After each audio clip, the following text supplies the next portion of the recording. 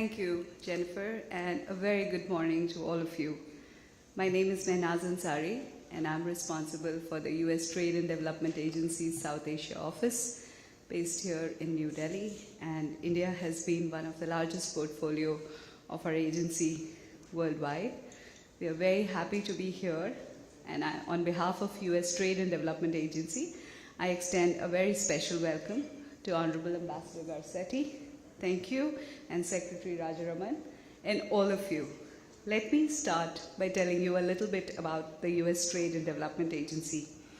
USTDA, as we call ourselves, facilitates quality and bankable infrastructure development initiatives in emerging markets in partnership with the private sector at the earliest stages of project development, while technology selections are being identified or defined. The agency's priority towards India's digital transformation is through aiding in the deployment of quality U.S. technologies, as well as partnering through technical assistance on local policy initiatives to further inclusive connectivity on the subcontinent. The agency's portfolio of ICT activities in India is built upon decades of local partnership with the goal of building a foundation to aid the nation in accelerating the development of next-gen networks. This is accomplished through a hybrid of project preparation activities, workshops and conferences like one of these, reverse trade missions, we call them, we bring the senior decision makers from India to US, and the agency's global procurement initiative, which you will hear about in the last session today. The US national strategy to secure 5G was passed with the bipartisan support in 2020 to both develop and deploy 5G networks through 4 main pillars: facilitate domestic 5G rollout, assess risks and identify core security principles of 5G infrastructure, address risks to US economic and national security during the development and deployment of 5G infrastructure worldwide, and promote global development and deployment of 5G. And today's workshop is a part of this deployment and development initiative. A key component of this strategy is the promotion of supplier diversity for the development and deployment of 5G networks. Throughout this effort, markets will see greater competition, increased supply chain resilience, and lower prices for both operators and consumers. The development of 5G networks will serve as a catalyst for not only the nation's digital economy, but also to achieve other domestic goals relating to the economy, security, and transparency. 5G rollout and related enhanced connectivity within India is expected to improve every sector of the nation's economy through efficiencies and reduced costs. As somebody who worked on US Mission's Smart Cities initiative with India on 3 cities, I can see that this is something which we really see growing wide and large with India. You all in the room are the leaders for this work with US and India. And to hear what India's plans are, which are very ambitious and really ahead of the curve, let me request Secretary Rajaraman, Secretary of Department of Telecommunications, to please talk to us about and tell us what are the plans. And in fact, I would add, I heard the minister talk about 6G at the Global Forum, so you may want to also shed some light, and we will immediately improvise our workshop. Thank you.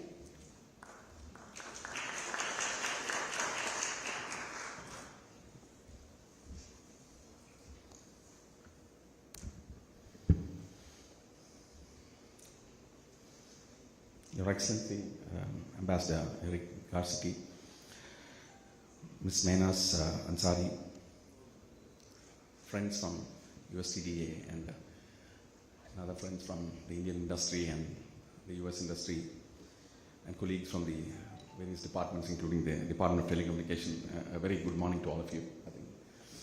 First of all, I would like to extend a very hearty welcome to Ambassador Garcetti to India, I think, because he's beginning a great tenure, and I'm sure that this would mean a lot to India in terms of taking forward the US-India relationships to a high level. And already we have started this year with a big step forward in terms of US becoming India's leading trade partner, which I think is a very big step forward. Similarly, I think Indian industry is also heavily invested into the US, both in terms of manpower as well as capital.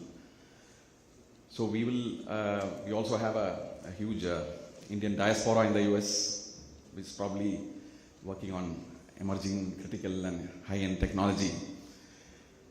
So the relationship goes very deep into both our economies, and I'm sure that with the efforts of both the governments, the task of taking forward the relationship to the new levels would certainly be possible. And with the proposed visit of the Honorable Prime Minister to the US, I'm sure that more steps will be taken to ensure that the relationship kinds of expands both in breadth and depth in terms of the nature of the collaborations that are ongoing and so on and so forth. So India, as you all are aware, has taken a lot of steps in ensuring that the national goals are met in several ways. Honorable Prime Minister has always been talking of Telecom as a means of digital inclusion. Because essentially, every country sees Telecom as a very different, in a different perspective. I mean, they all come from different perspectives. So as far as India is concerned, I think we see Telecom as the biggest tool for economic and social inclusion. I think I would say that. So digital inclusion is the way forward to ensure economic and social inclusion. So if you look at the last several years, all of us must have heard about the Jan Dhan, Aadhaar and mobile revolution that has actually changed the way government interacts with the poorest of the poor and the bottom of the pyramid, or the Antyodaya as the Prime Minister often calls. So it's very important that technology is harnessed for the benefit of the excluded. So in the last several years, a lot of measures have been taken to ensure that we reach out to the bottom of the pyramid. And let me say that the Honorable Prime Minister's announcement last year of the saturation program, all the programs that are available to the urban or the better off should also be available to every person in the rural areas or the remote or the mountainous regions. So therefore, we have launched saturation programs in every critical or basic requirements of the common man. And one of them is Telecom. So last year, I think in the middle of last year, I think the Union Cabinet approved a $4 billion program for covering about 45,000 villages across the country, I think, which are without connectivity. So the work has started. The construction of the various mobile towers is underway, and very recently, just last week, we awarded a $3 billion program to Tata's TCS Tejas C-Dot consortium for setting up nearly about 120,000 towers in some of these, including these left out areas. So the Government of India is not only focused on wireless as a means of connectivity, but also wired connectivity.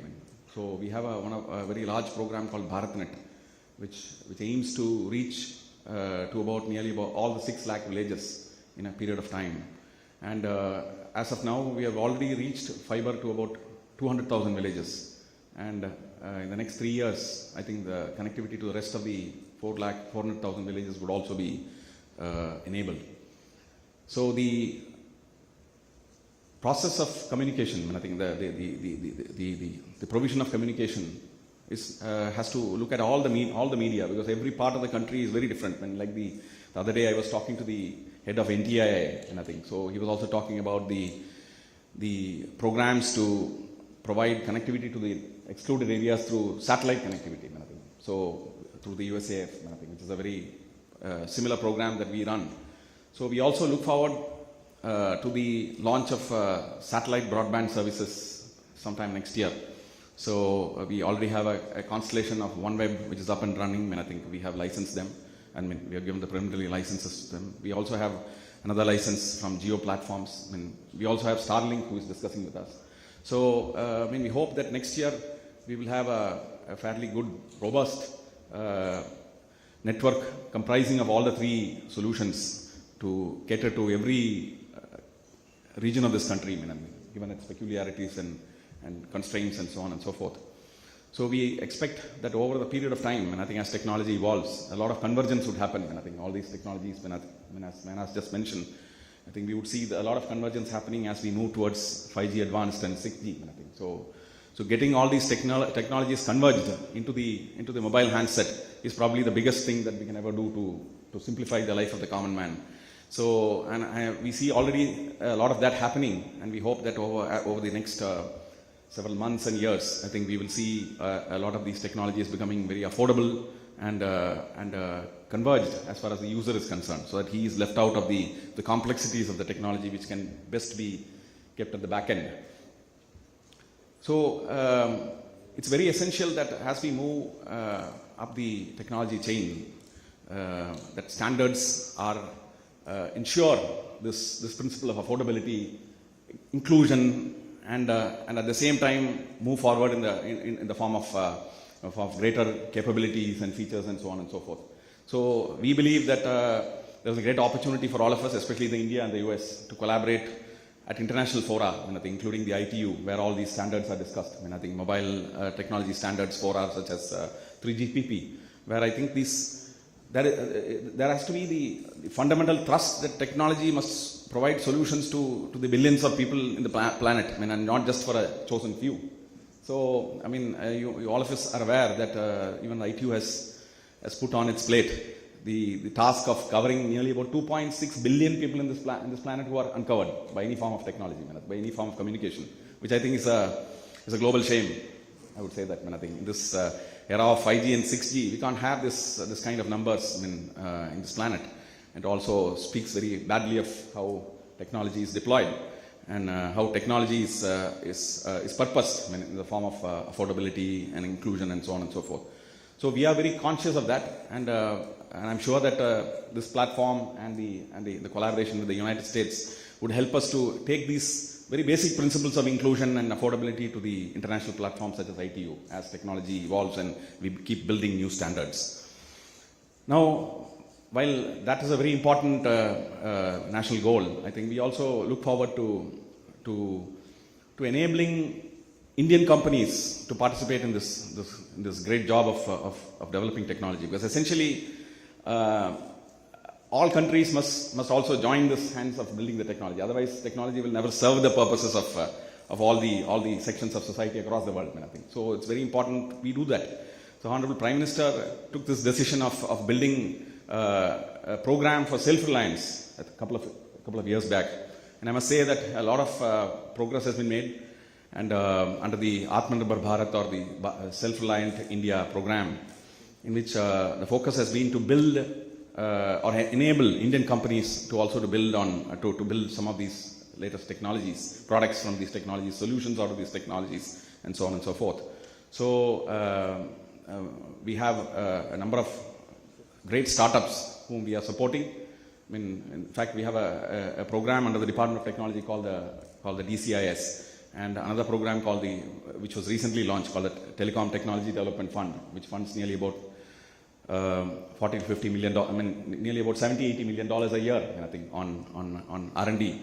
So we expect that these form of support, I think, will enable a lot of our companies to also build cutting-edge solutions. So this task of joining the global work towards building new age products is a very challenging task. I think I can tell you that it's important for us to actually work on global standards, because essentially, India is not the only market; the world is a market. I think, and I'm sure that a lot of our companies would be able to work with the US companies in rolling out these solutions, not only in India but also in the rest of the world. Let me also turn to the need to actually work on policy reforms, because this is essentially the way forward to enabling industry to deliver these solutions at an affordable cost. So the government of India has been working intensely over the last several years on enabling ease of doing business, cutting away at the various layers of bureaucracy through procedural reforms, and also cutting away at the layers of costs, I think, because essentially unless we remove the costs that are imposed on business, that is, be it manufacturers of products or service providers. They would not be able to provide services sustainably at an affordable cost to every segment of society. So therefore, in September 2021, I think the government rolled out a series of reforms to cut away at the cost layers. And I'm sure that is a job, there's a halfway through job, and I think a lot of progress has been achieved. But still, I think we have still a lot of work to do, and I think reform is an ongoing process through which we identify new areas where I think we can remove the unnecessary burden on industry so that they may provide services at a very affordable and sustainable way. Some of the emerging areas which I think we need to work together, I think, especially India and the US, is our technologies like Open RAN, which is very, very important from a inclusion perspective again, I think, because Open RAN is a platform which enables even small companies to innovate jointly along with big companies. Because proprietary equipment always has this problem of leaving out people out of the innovation race. So therefore, India, we have just the last a couple of weeks back launched an Open RAN test bed. I think it's still under, in the first phase of its building. So we should be CDOT, which is our primary research agency, has proposed us to take this task of providing a costless testing facility for the industry to test and build their Open RAN solutions. So Open RAN at this point of time has questions about it in terms of the total cost of ownership, security, and so on and so forth. But I'm sure that the next several months and a year, I'm sure that we would all be working together to ensure that it is as competitive and as safe a technology as the other solutions in the market. So I'm sure that the US side has, during my discussions with the US administration, the US has also evinced a lot of interest in the Open RAN technologies, and I'm sure that as we go into 5G Advanced and 6G, Open RAN will provide a very important element of our telecom networks. So we look forward to active collaboration with the US industry and under you and your leadership, Ambassador Garcetti. So I'm sure that a lot of active interchange of information and working on standards. I think as Open RAN standards develop, I'm sure that it will take us there where we want to get to in terms of ensuring it's competitive and safe and secure. I would also like to say that I think there is a great opportunity for us to work towards some of these principles which I just mentioned on 6G standards as well, I think, because 6G is just getting scoped, and sometime during the middle of next year, I think there will be the 6G visioning exercise would be completed under the umbrella of ITU, and I'm sure that the US standards bodies, including NTIA and NIST and all these organizations can work very closely with the Indian industry.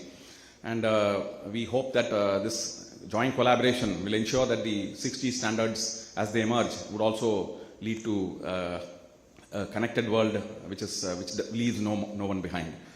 So with these few words, we are very excited to be part of this collaborative journey. So USTDA, I'm sure, will over the next year or so will enable exchange of industry visits and so on and so forth to each other's facilities and enable greater growth of trade and also in the building of new age technology. These few words, I once again thank all of you for having given me this opportunity, and I look forward to active collaboration with all the various sections of Indian and US industry. Thank you, and Jai Hind.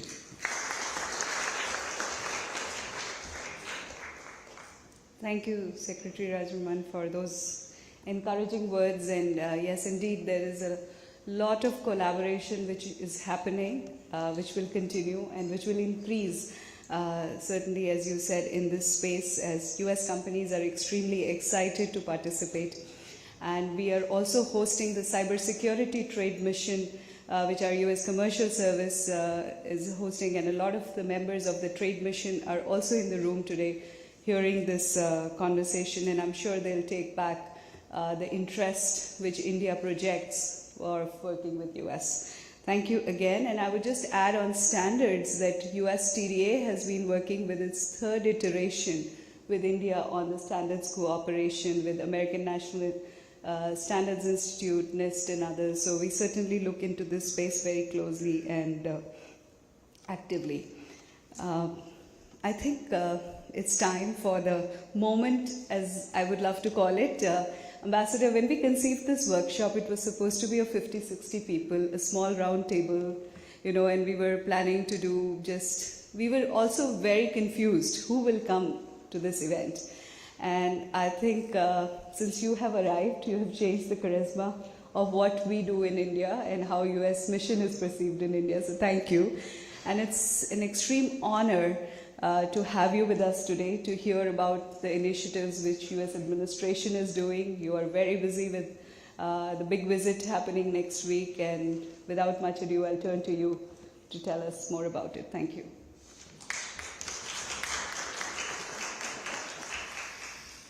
Thank you so much, Minaz, and good morning, everyone.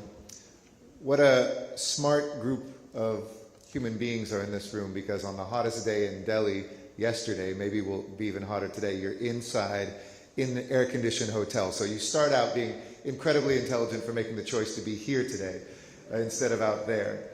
And I'm so excited, Secretary Radharaman, let me just say, India is in such wonderful hands with your leadership, with the transformative policies that you and this administration are implementing together from the public sector and together with the private sector, and really with that community aspect that defines everything that is part of India's rise right now.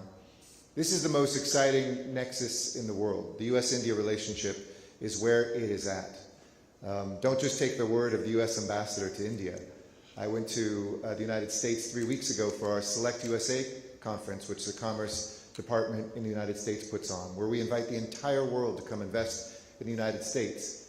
The biggest, #1 delegation, first time in history, came from right here in India. Over 240 different business delegations, some of whom are here today, who made the trip, who traveled from all parts of India, in everything from steel and precious metals to looking at real estate investments, technology, telecoms, agriculture. We saw a profound desire for our people to come together even more closely. And that's really what we're talking about here today. And so thank you, Jennifer. Thank you to you and the US TTA, who I met with when I was in Washington to really get deep into the work that's happening here. And thank you, Minaz, for putting this together and bringing together such a great group. The vision of US and India isn't just about our technological prowess. It's about the values that undergird them.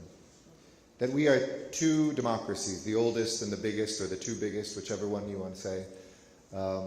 We have values which are about trying to improve people's lives from the bottom up and not just the top down.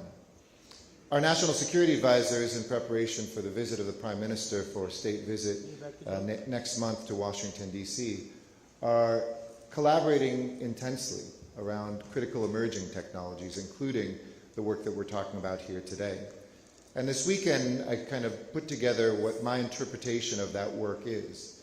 It's technology that connects, it's technology that protects, and because of some of the great work we're doing around health, it's technology that detects, so that connects, protects, and detects. And we know that the backbone of this, of course, is 5G. It's transformative. I don't just come to this work as the United States representative in this country, but as somebody whose last job was mayor of one of the great cities of the world, Los Angeles, for the last 10 years. And we became one of the very first cities in the world to implement 5G, to work with the private sector, to look at innovation, to take risks. And while I had a lot of people in my sphere of influence who said, well, why don't we wait? Let another city figure it out first. They can make the mistakes and then we'll adopt it later. I said, no, it is better to be the co-architects, to fail forward, to find out what is working and what doesn't work, but to be able to be the co-architects of the future.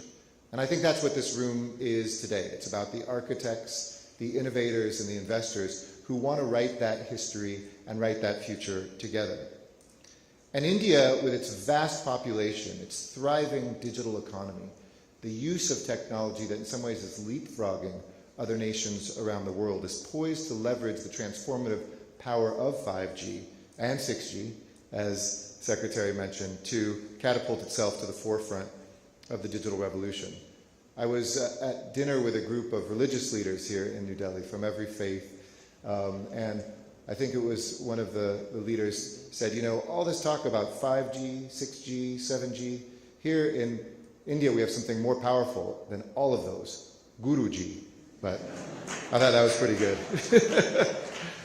But the leadership in this developing space is something that India can bring through its chairing of the G20 this year to the developing world and to the developed world. India is very much the bridge between these places, geographically, politically, culturally, and historically. But the values that we share as the world's two largest democracies, we recognize that it's not just about faster speeds or better connectivity. It's a gateway to progress, a reflection of development and values. President Biden has spoken about the importance of the digital economy that supports the values that we believe in, one that uplifts and not oppresses citizens around the world. And Prime Minister Modi has mirrored that too, saying that it is India that is transforming people's lives using digital technologies for governance, including empowerment, connectivity, and the delivery of benefits and welfare.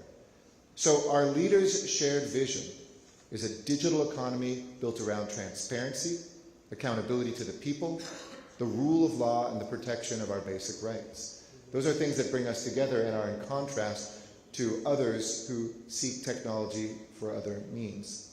So to build that inclusive and digital future that nourishes these values, we have to take into account security, trust, openness, and interoperability from the beginning.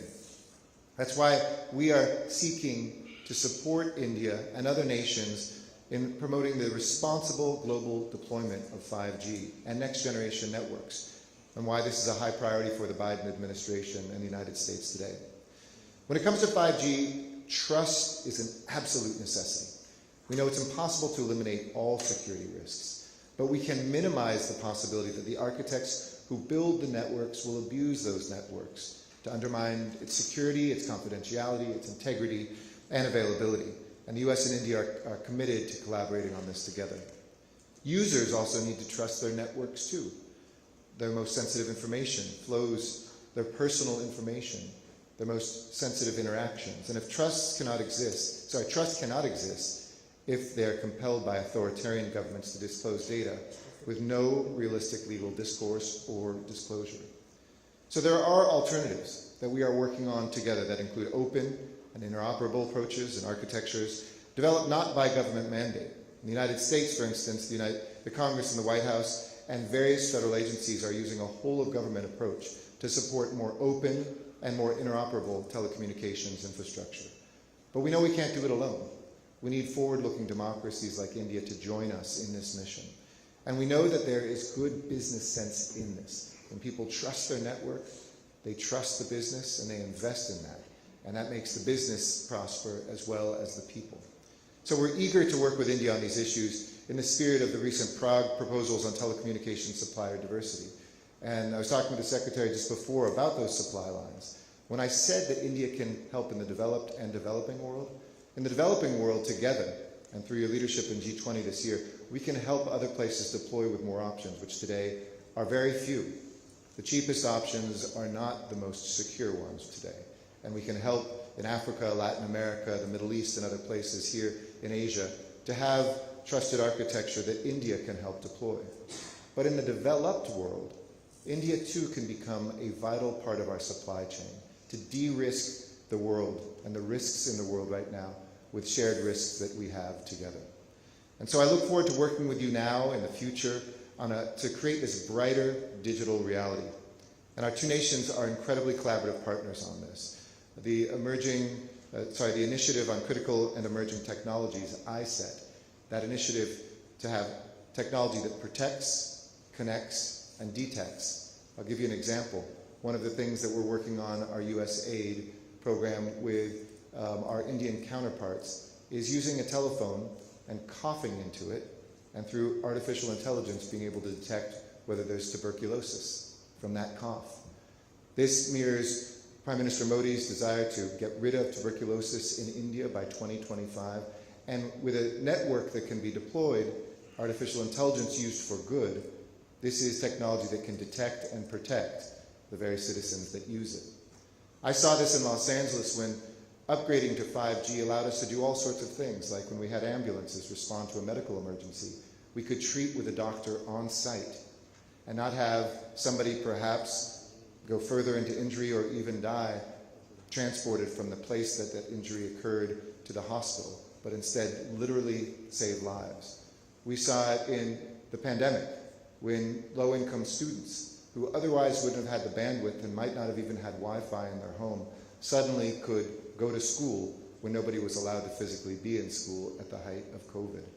So we know that technology used for good will push forward economic progress, boost the health indicators, and also look more broadly at the security of our world and of our nations. And so I look forward to seeing the ways that we can continue to do this. Know, and I'll conclude with this, that the U.S.-India relationship is not a transactional one. It's a personal one. We share the same values and the warmth. I came here first when I was 14 years old, and somebody recently asked me in a newspaper interview, what's changed? I said I could describe all the things that have changed. The incredible work to move people out of poverty into the middle class, the infrastructure investments, the way that the cities that I visit look so different from when I first came here. But let me tell you what has not changed. What has not changed is the warmth of the Indian people, the embrace of hospitality, and the way that the Indian dream mirrors to me the American dream. That if you work hard, it doesn't matter where you come from and what you do, but the sky is the limit. So thank you, and here's to our dreams together. Thank you.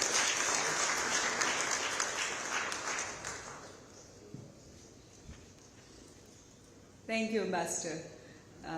Really, the testimony of the interest from India and US to work together is in the room, and with your leadership and your guidance, we will continue to strive in that way. As this workshop I've been discussing with my team since yesterday, we should have done a 2-day workshop. This really grew in the last 1 week, and I would attribute a lot of that to the popularity which you have given it, and also the charisma which is there to work with India. It's a trusted relationship. And in this whole day today, we are going to discuss resiliency, regulatory issues, impact, and the way forward. So it's a packed session. Please hold your seats. And I'll now turn to Jennifer to close the session. Thank you.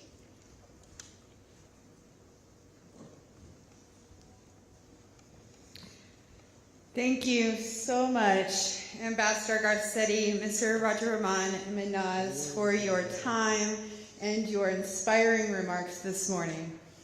We are honored, all of us, that you have joined us today. Thank you again.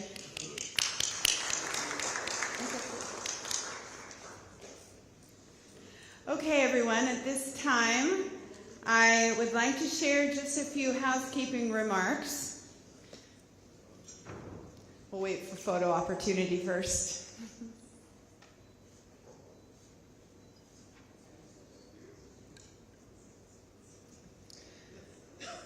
Wonderful. Okay. At this time, I'd like to share a few housekeeping remarks. First, I'd really like to thank our event organizer, BCIU, and our supporting organizer, AmCham India, for all the work and support that they've provided for this event today.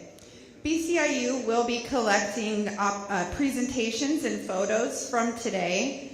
To gain access to those materials, we kindly request that you fill out the survey included in the packet. A digital version of the survey is also you can access that with the QR code that was also provided in your packet. Your feedback today is incredibly important to us, and we hope that you take the time to fill out the survey. Once again, once you've submitted it, we will be able to provide you with the presentations and photos from today. Also, please note that all the dialogue from the panels today